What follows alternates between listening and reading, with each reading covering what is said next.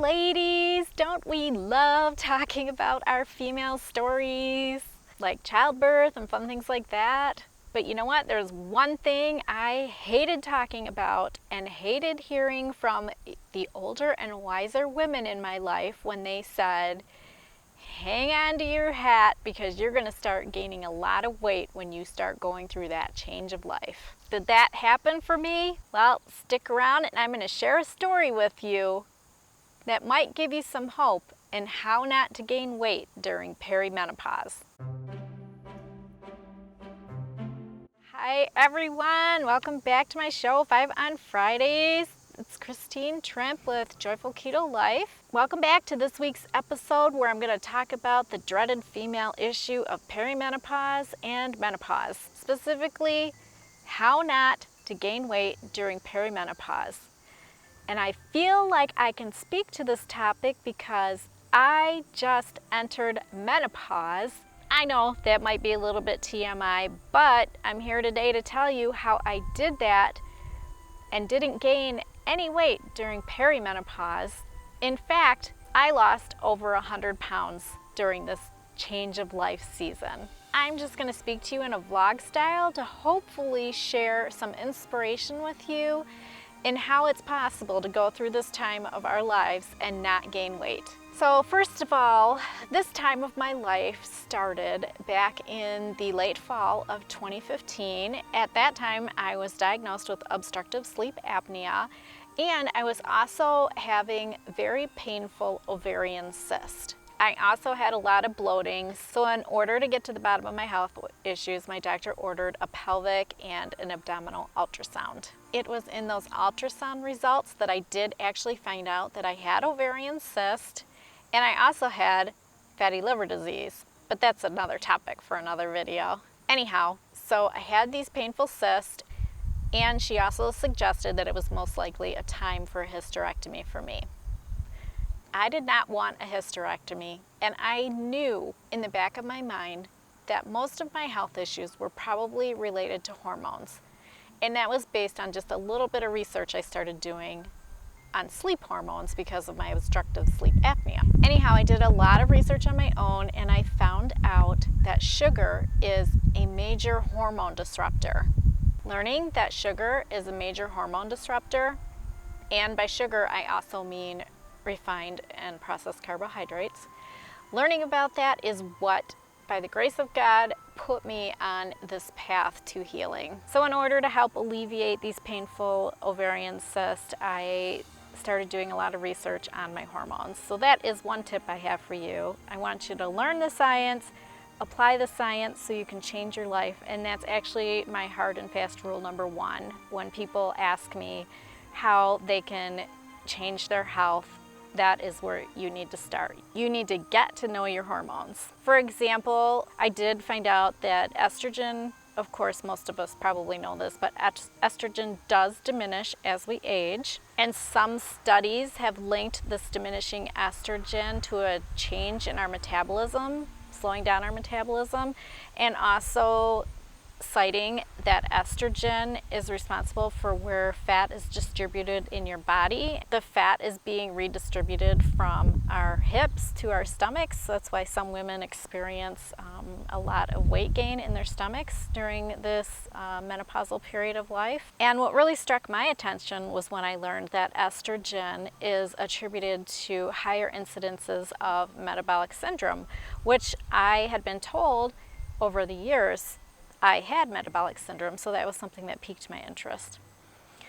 So all of that led me to the next step I took in my health journey, which was 100% quitting sugar. Sugar is, like I said, a major hormone disruptor, and it was severely damaging my health. Sugar is also a major driver of insulin resistance, and I was highly insulin resistant, which was another reason I needed to start taking this seriously. So I got to know my hormones. I found out that sugar is a major hormone disruptor, and I then immediately committed to a lifestyle change, which is the whole purpose of this video, is my lifestyle change. I am 100% anecdotally thoroughly convinced that my commitment to a lifestyle change is what took me through over 2 years of perimenopause to arrive this week at the period of menopause, and I didn't gain any weight.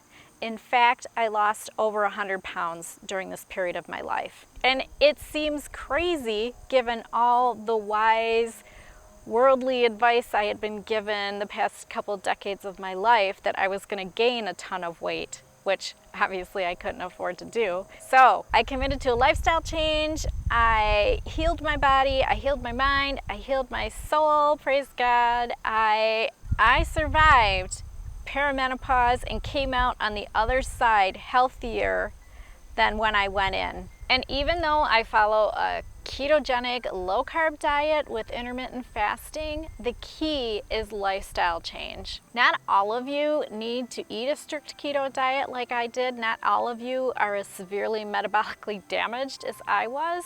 But I guarantee you, if you commit to a lifestyle change that focuses in on whole, real healthy foods, if you quit the sugar, if you stop eating around the clock, ditch that old diet dogma of eating around the clock, eat until you're fully satiated, and if you do follow a low-carb, healthy fats way of life, you won't need to eat again for many hours. Quitting sugar also helps curb any cravings for sweets. Oh, and another important thing to do is to get good sleep. So now what's in my future now that I've reached menopause? I just wanted to talk about this for a few minutes because I have been eating a strict keto diet, which has served me very well.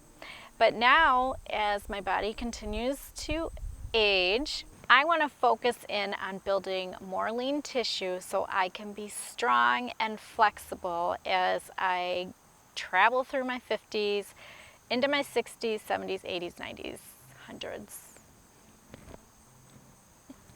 Hi, kids. I like to tease my kids that getting healthy at 50 has given me another 50 years for me to be around to bug them. So,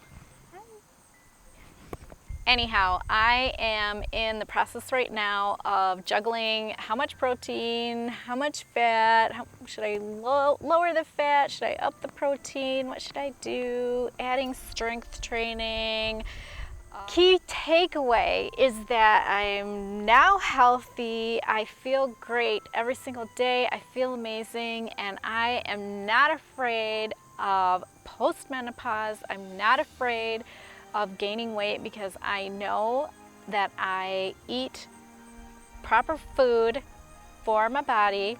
It's going to keep me healthy and energized in my next 5 decades of life. Well, hopefully this little story of my past 2 years has given you some hope for your own healing and given you confidence that you do not have to gain weight during perimenopause. You can take control over gaining weight in menopause and postmenopause, which is what I'm facing now, with all the confidence in the world. So ladies, what say you? What are some other tips and tricks that you might have for those of us watching that are also in this same stage of life? Go ahead, drop those below. I'd love to hear your stories too, how you've come out on the other side of this victorious. Well, thanks for watching, everyone. If you haven't subscribed to my channel yet, please click the link in the corner and check back next Friday for another episode of 5 on Fridays. And before I leave you, I have one more thing to say. Always choose joy. Bye.